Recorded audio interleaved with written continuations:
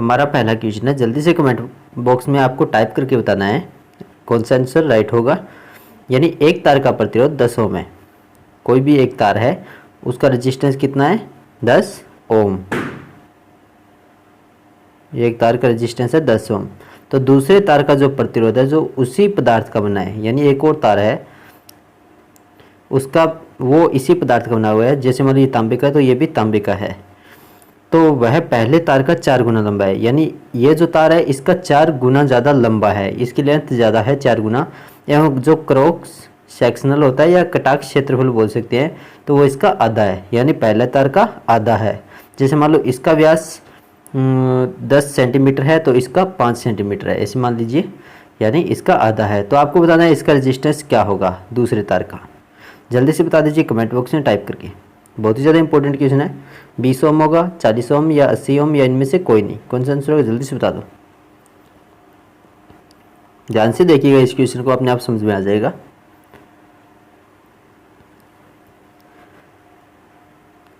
हाँ तो दोस्तों इसका आंसर हो जाएगा सी, यानी सी राइट आंसर हो जाएगा। होगा कैसे, जैसे मान लो एक तार का प्रतिरोध कितना है 10 ओम, पहला तार है इसका 10 ओम रेजिस्टेंस है, तो दूसरे तार का प्रतिरोध जो उसी पदार्थ का बना हुआ है जो पहले तार का 4 गुना है, यानी इसका 4 गुना ज़्यादा लंबा है। जैसे मान लो ये 4 गुना हो गया, यानी 4 गुना करेंगे तो इसका रेजिस्टेंस भी 4 गुना हो जाएगा, 40 ओम हो जाएगा। ठीक है, यानी इसका 10 ओम था, इसका 40 ओम हो गया। लेकिन यहाँ पे एक और दे रखी है बात, यहाँ पे इन्होंने लिख रखा है क्रॉस सेक्शनल है उसका क्षेत्र भी आधा है, यानी इसका कटाक्ष क्षेत्रफल आधा है दूसरे तार का पहले तार से। जैसे मान लो इसका आधा है तो इसका मतलब दुगना और हो जाएगा, यानी इसका रेजिस्टेंस दोगुना और बढ़ जाएगा, इसका मतलब इसका आंसर आ जाएगा 80 ओम। समझ में आ गया होगा। अगला हमारा क्वेश्चन दोस्तों 2 नंबर, जल्दी से बता दीजिए कमेंट बॉक्स में टाइप करके इसका आंसर। उच्च मान के प्रतिरोध होते हैं 1 ओम तक या 100 ओम तक या 1000 ओम तक या 100 किलो ओम से अधिक वाले। जल्दी से बता दीजिए, मोस्ट इंपॉर्टेंट क्वेश्चन है, कई बार एग्जाम्स में पूछा भी गया है, डीएमआरसी में भी आया हुआ है ये क्वेश्चन। जल्दी से बता दीजिए जिस भी कैंडिडेट को आंसर पता है। उच्च मान के प्रतिरोध होते हैं,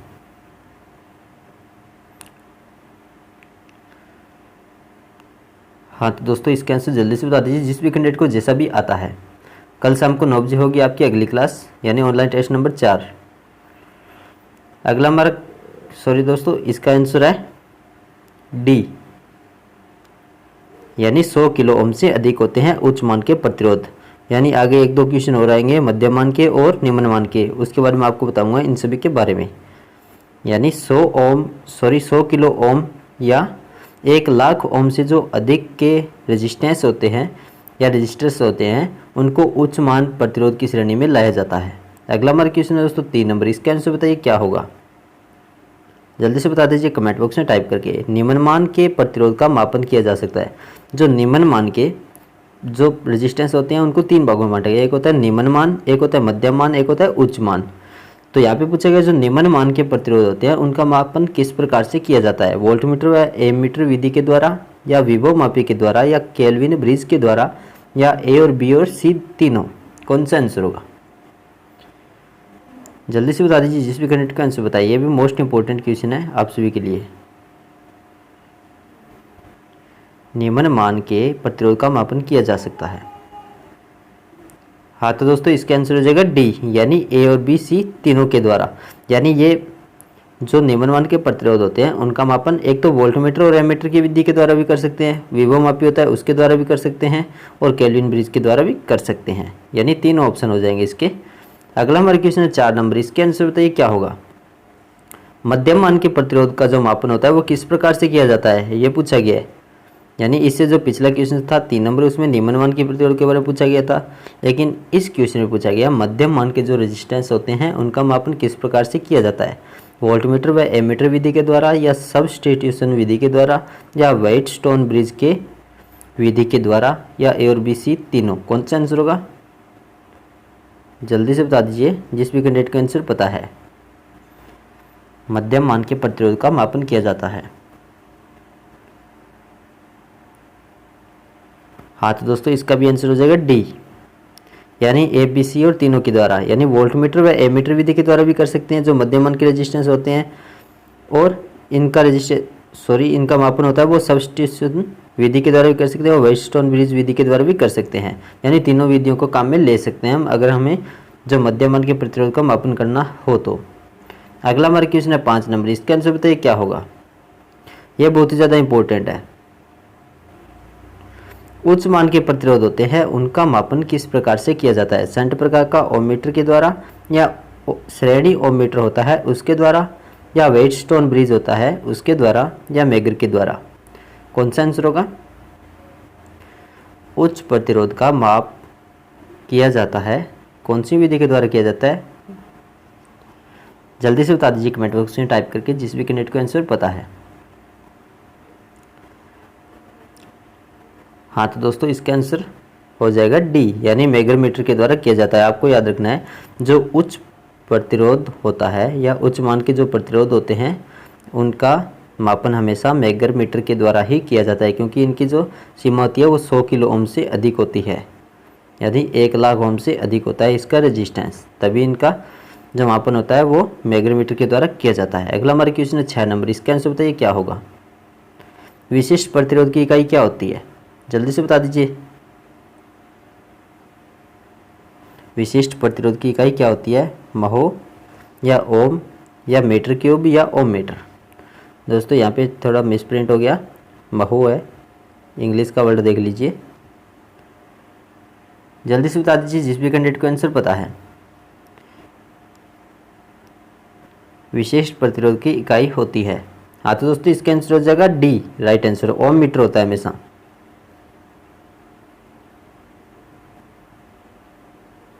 अगला हमारा क्वेश्चन है दोस्तों 7 नंबर, इसका आंसर बताइए क्या होगा। बंद परिपथ में वोल्टता एवं धारा का अनुपात कितना होता है, जल्दी से बता दीजिए जिसको भी आंसर पता है। बंद परिपथ में वोल्टता एवं धारा का अनुपात कितना होता है, परिवर्ती होता है या स्थिर रहता है या बढ़ता है या घटता है। जल्दी से बता दीजिए।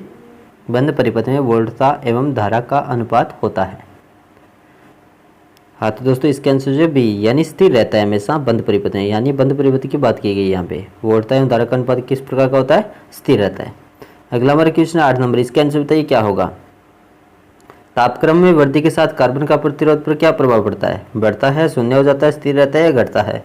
ये कई बार एग्जाम से पूछा गया है क्वेश्चन, मोस्ट इंपॉर्टेंट है आप सभी के लिए जितने भी कैंडिडेट्स देख रहे हैं। यानी तापक्रम में वृद्धि के साथ कार्बन का प्रतिरोध के ऊपर क्या प्रभाव पड़ता है। जैसे मान लो कार्बन का प्रतिरोध है, अगर वो गर्म होगा तो उसके रेजिस्टेंस पर क्या प्रभाव पड़ेगा, कम होगा या ज़्यादा होगा, या शून्य रहता है या वही रहता है। जल्दी से बता दीजिए जिस भी कैंडिडेट को आंसर पता है। हाँ तो दोस्तों इसका आंसर हो जाएगा डी, यानी घटता है हमेशा। ये कार्बन एक ऐसी धातु होती है जिसका रेजिस्टेंस तापमान बढ़ने पर घटता जाता है, तभी इसके ब्रुश काम में लिए जाते हैं। यानी कार्बन के ब्रश क्यों लगाए जाते हैं डीसी मशीनों में या ऐसी मशीन्स होती है उनमें, क्योंकि जैसे जैसे मशीन चलती जाती है जो कार्बन ब्रश है वो गर्म होंगे तो उनका रेजिस्टेंस घटता जाएगा, यानी डी आंसर हो जाएगा इसका। अगला हमारा क्वेश्चन है दोस्तों 9 नंबर, इसका आंसर बताइए क्या होगा। निम्न मान के जो प्रतिरोध होते हैं उनका मान कितना होता है, 1 ओम व 1 ओम से कम, या 1 ओम व 100 ओम के बीच में, या 100 ओम से अधिक होता है, या 1 मेगा ओम तक होता है। जल्दी से बता दीजिए। जो निम्न प्रतिरोध होते हैं उनका मान किस प्रकार का होता है।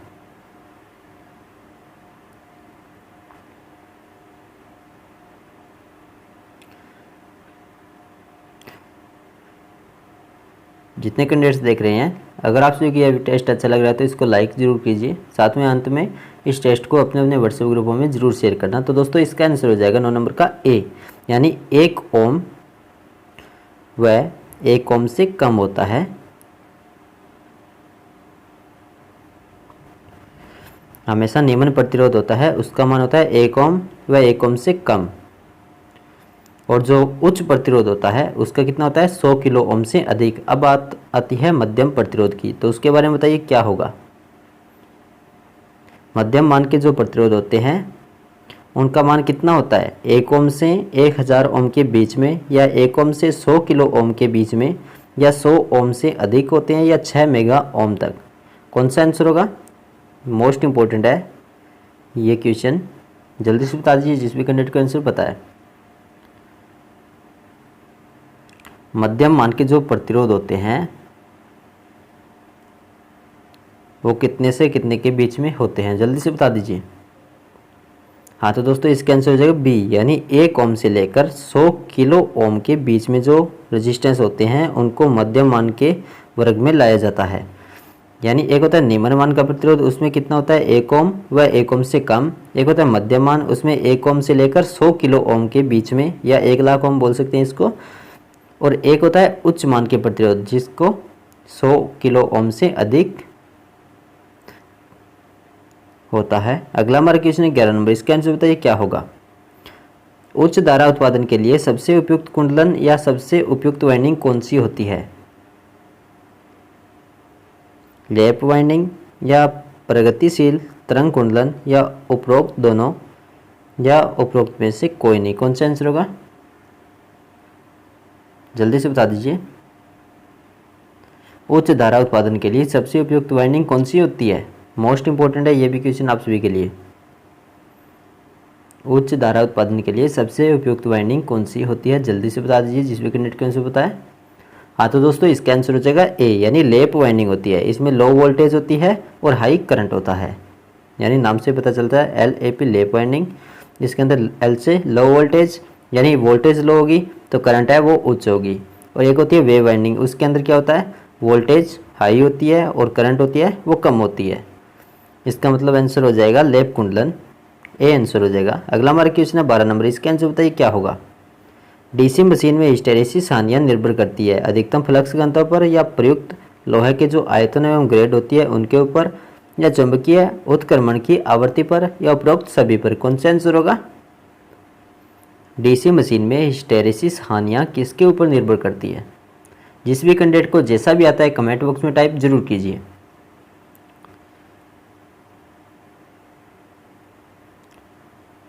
हाँ तो दोस्तों इसका आंसर हो जाएगा डी, यानी उपरोक्त सभी पर निर्भर करती है। ये आपको याद रखना है, एक तो अधिकतम फ्लक्स घनत्व होता है उसके ऊपर, और एक होता है प्रयुक्त लोहे के आयतन एवं उसके ग्रेड, दोनों के ऊपर निर्भर करती है और उसका आयतन कितना है और ग्रेड कौन सी है। एक होता है चुंबकीय उत्क्रमण की आवृत्ति पर, यानी उसकी आवृत्ति कितनी है, यानी इन तीनों पर निर्भर करती है हिस्टैरिसीस हानियाँ। अगला हमारा क्वेश्चन है 13 नंबर, इसका आंसर बताइए क्या होगा। डीसी मशीन में लोहे हानियों के प्रभाव से होता है दक्षता में कमी होती है या कोर की जो अत्यधिक उष्णता होती है या उपरोक्त दोनों या उपरोक्त में से कोई नहीं, जल्दी से बता दीजिए। मोस्ट इंपॉर्टेंट है ये भी आप सभी के लिए। डीसी मशीन में लोहे हानियों के प्रभाव से क्या होता है, या आयरन लॉस बोल सकते हैं लोहे हानियों को। हाँ तो दोस्तों इसका आंसर हो जाएगा सी, यानी उपरोक्त दोनों। एक तो कोर की जो अत्यधिक उष्णता होती है, एक दक्षता में कमी होती है, यानी दोनों हो जाते हैं इसके आंसर। अगला हमारा क्वेश्चन 14 नंबर, इसका आंसर बताइए क्या होगा। एक स्टार संयोजित यानी स्टार में जुड़े 3 फेज अल्टरनेटर में फील्ड घूर्णमान है, यानी फील्ड है वो घूमने वाला है, तो जिसमें स्लिप रिंग कितने होंगे ये पूछा गया है। अगर फील्ड घूमने वाला हो और स्टार से जुड़ा हो कोई भी अल्टरनेटर तो उसके अंदर स्लिप रिंग कितने होंगे, जल्दी से बता दीजिए कमेंट बॉक्स में टाइप करके। कई बार एग्जाम से पूछा गया है, DMRC में भी आया हुआ है ये क्वेश्चन। एक स्टार संयोजित 3 फेज अल्टरनेटर में फील्ड घूर्णमान है तो जिसमें स्लिप रिंग कितने होंगे। हाँ तो दोस्तों इसका आंसर हो जाएगा सी, यानी 2 होंगे स्लिप रिंग। आपको याद रखना है क्योंकि फील्ड घूमने वाला है और एक स्टार संयोजित 3 फेज अल्टरनेटर है। अगला हमारा क्वेश्चन है 15 नंबर, इसका आंसर बताइए क्या होगा। हम खुला परिपथ परीक्षण से किस चीज़ को ज्ञात कर सकते हैं, ताम्र हानियों को या तुल्यमान जो प्रतिरोध होता है उसको, या लोहे हानियों को, या लोहे हानियाँ व टर्न अनुपात दोनों को, कौन सा आंसर होगा। यह भी मोस्ट इंपॉर्टेंट है आप सभी के लिए। हम खुला परिपथ परीक्षण से क्या ज्ञात कर सकते हैं। हाँ तो दोस्तों इसका आंसर हो जाएगा डी, यानी लोहे हानियाँ व टर्न अनुपात। खुला परिपथ परीक्षण किसमें होता है, ट्रांसफार्मर में लोहे हानियाँ व टर्न अनुपात को ज्ञात कर सकते हैं।